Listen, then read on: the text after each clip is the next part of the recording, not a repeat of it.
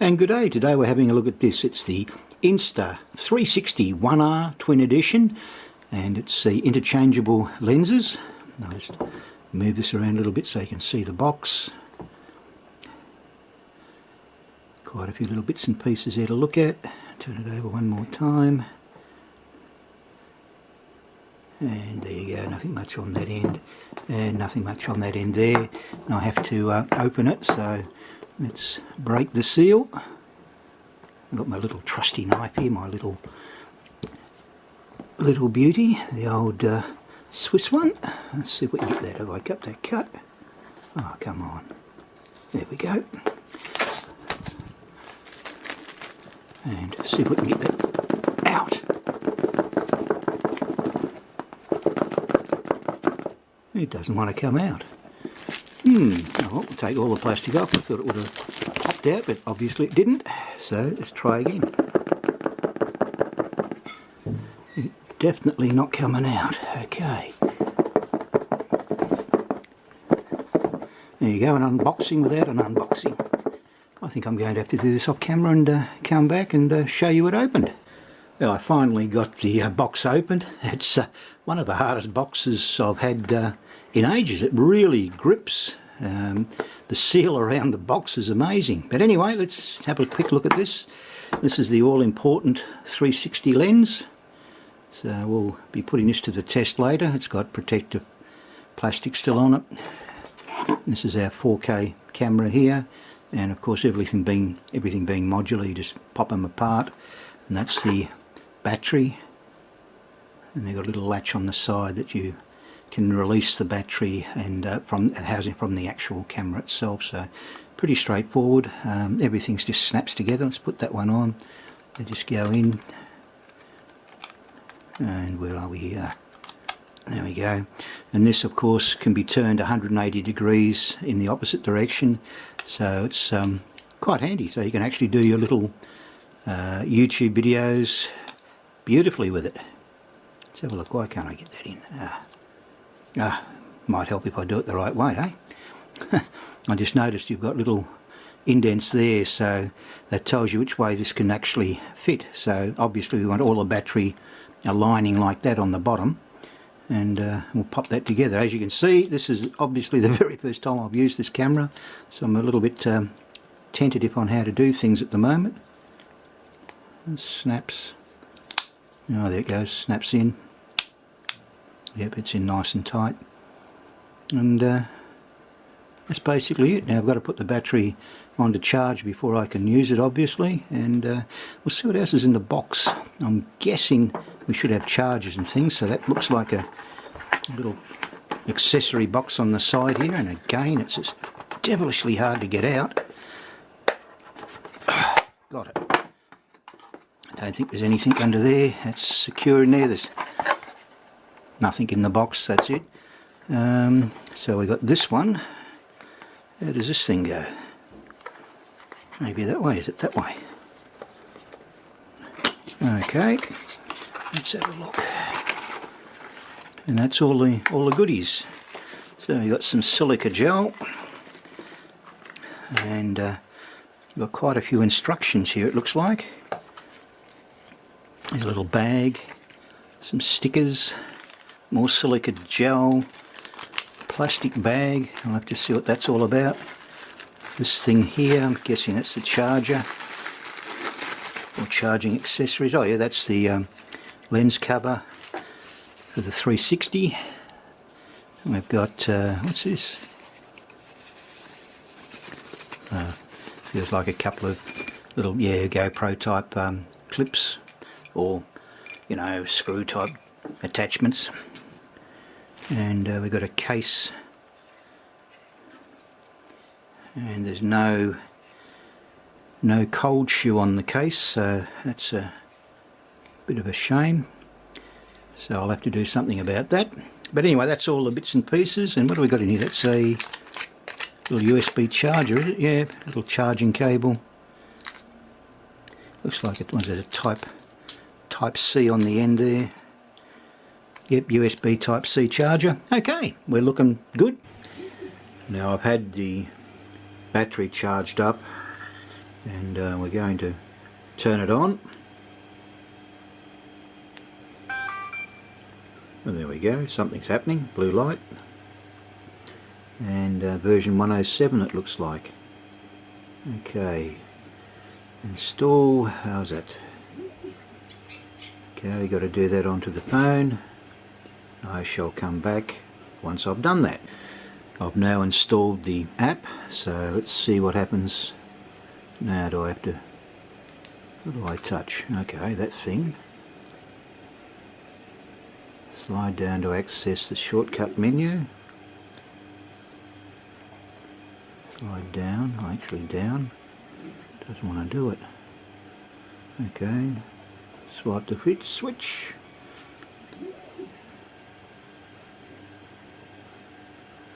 Okay, very straightforward, nothing exciting there. Okay, it seems to be working, so we press settings. We've got all bits and pieces there. Let's go to explore, featured, albums, camera.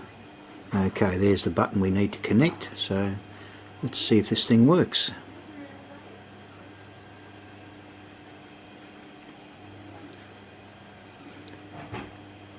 I'm guessing I'm going to have to turn on Bluetooth in the camera itself, so we'll have to come back and have a quick look at that perhaps, if this thing will now work. Install and connect. Okay, let's see if we can get that. Okay, it's now found the camera itself, which is up here, so let's tap that one. Right, connecting.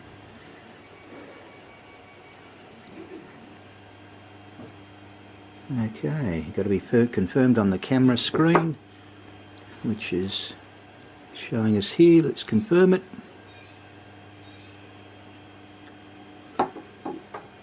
And what do we got here? We've got an update, it looks like, straight up. So there we go, let's do an update, and we'll come back once this is all done. Okay, that's downloaded. Now it's telling me I've got to connect the camera to update, so let's see if it works.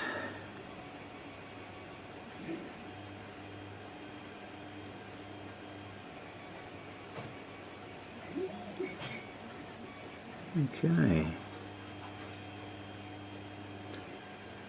maybe I've got to tap the camera up there. Okay, we're learning something as we go along.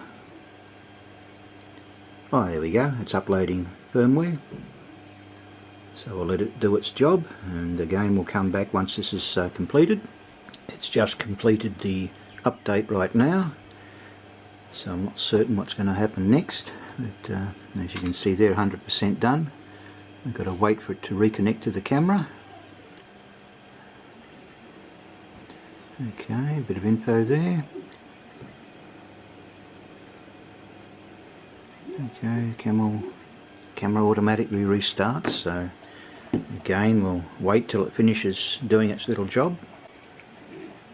And it looks like it's now just rebooted, so let's have a little look.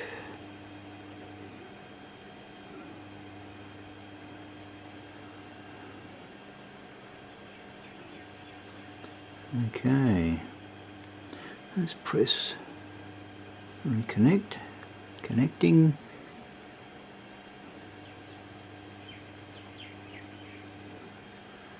What an interesting way of doing things. It's taking a bit of time. Let's press that one up there.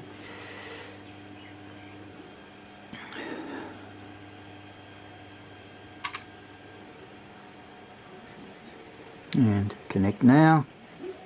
Confirm. Activated. So let's bring that up so you can see. We are now activated. That's it. We're connected. So it took a few minutes for me to figure it out. Probably would have helped if I read the instructions, but well. Let's see if we can get some of the menus to have a bit of a look at. Swipe on a diagonal mode. You can see we've got night on at the moment. If we come down one, shows interval, burst, high dynamic range, and standard. That's for your camera settings. If you tap the next one down, that's for the video. Again, we've got 4 little icons. We're showing standard, high dynamic range, time lapse, time shift. I'll come back to standard, I'll leave it at that. Tap the little button on the bottom. You've now got your star lapse, and you've got a spare preset so you can put whatever you fancy on it. I'll go back to standard there. Tap it again, brings you back to this main menu.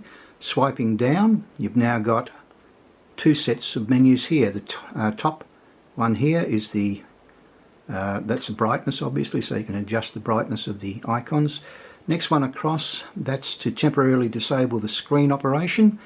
We'll give that a few seconds because it will stop obviously all the icons from operating properly. And you can see it's still in place there, so I'll swing it back up again. We should be out now. You've got AirPods on the side here, so you can actually activate them. I'll come back down again. You've got an on-off, which is a bit hard for me to get here. I can't quite see it under the camera. Now that just turns off the light to tell you that you're recording or not. It's not a big thing. It's something that can be handy though. Over here you've got grid, so you can turn your grid on or off. What else have we got here? That's you set your camera screen rotation. I've just got mine set to auto. We've got down here in the main settings. Oh, where is it? Back there to main settings.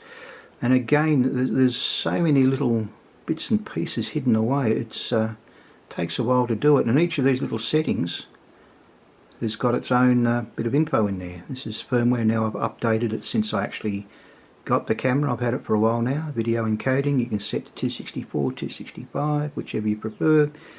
Wind noise reduction, oh, hang on, didn't get that one, wrong one. Wind noise is on or off. Scroll down again. SD card, you can format. I actually will format my card, I don't need it. And there it goes, we're formatted. Coming down again, you've got voice control, which is kind of handy. You can actually activate the camera itself by telling it to turn on or so. It's got the instructions there. Auto sleep for your screen if you want to set it to a timer or whatever you want during recording. If you don't want the screen on, saves your battery. Bluetooth remote, which I do have. I'm not going to play with that too much because it takes a while to set it up. And you've got general settings in there, as you can see. USB for your webcam if you want to have that on. Prompt sound, wake up for Bluetooth, auto power on or off, anti-flicker. That's handy because you can set the hertz ratio. Now I'm in Australia, we run at 50 megahertz, so that's our lights, so it's a handy thing to stop flickering. Language, you've got quite a few choices as you can see. Only one English one, the others I have no idea. You've got guides in here, you can set it to beginner's guide. I don't really want to do that at this point in time. And you've got gyro, which doesn't require it. So we'll get out of here, and as you can see there's lots of little menus. It's a bit of fun to play with. We'll swipe that back up. Now coming in from the other side, we've now got again 2 settings on the top. You can have Pro or you can have Basic. Gives you a bit of info on both. I'm going to go back as I don't confirm that. Yes, and we go back to Pro mode, which I prefer to be on. You can set down the bottom here up to 60 frames per second. I'll leave it on 30 at the moment. I'll leave it on 30 for the moment for this video. And 16.9 is my ratio as opposed to 4.3. And you can see your different settings in here. It's quite a bit of fun. You can go down to 1440, etc, etc. And each of these, I should say, also has a different amount of frames that you can set. So we go and say 1080p for argument's sake. You're limited to 24 to 200, so that gives you a bit of an idea. If we do 1440, again 25 to 30, 2.7K, 30 is your max. Again 2.7, 16.9, 30 is your max. Oh no, it's not. I'll tell a lie. It's 100. Okay, I shoot in 4K 16.9. I might as well do that one. Show you that too. It goes to 30, 16.9 again. We've got a little bit more, goes to 60, but for this video I'm shooting, I'll be leaving it in 30 at this point. And that basically runs you through all the menus that are available. It's I'll tick the little button over there. So it's quite comprehensive. If you wanted to review a video, which I haven't got, I've actually just wiped them out. So you can swipe across like I've just shown you there, and your video will display in this screen, and you just tap it and to confirm it. Okay, so obviously there's nothing there, so we don't worry about it. And I nearly forgot one of the little menus, which is on the side here, which is your camera settings. So we've got quite a few. We're on manual at the moment. We'll go to the ISO. So as you can see here, we can go from 100 down to 32, I think it is. There it is, the 3200. So for your ISOs, obviously 100 is the best you can get. White balance again can be set to auto. You've got quite a few different settings again for daylight and indoors. We go back to speeds. Again, we've got a few different speeds. 1/8000th down to 1/50th, so it gives you a bit of an idea. So you've got quite a bit of control again hidden away in these little menus. Let's go to auto now. Again, that's what it's selected for auto. Top here we can do log file. You can turn log on or off. I like log, so we'll use that. You got ultra wide,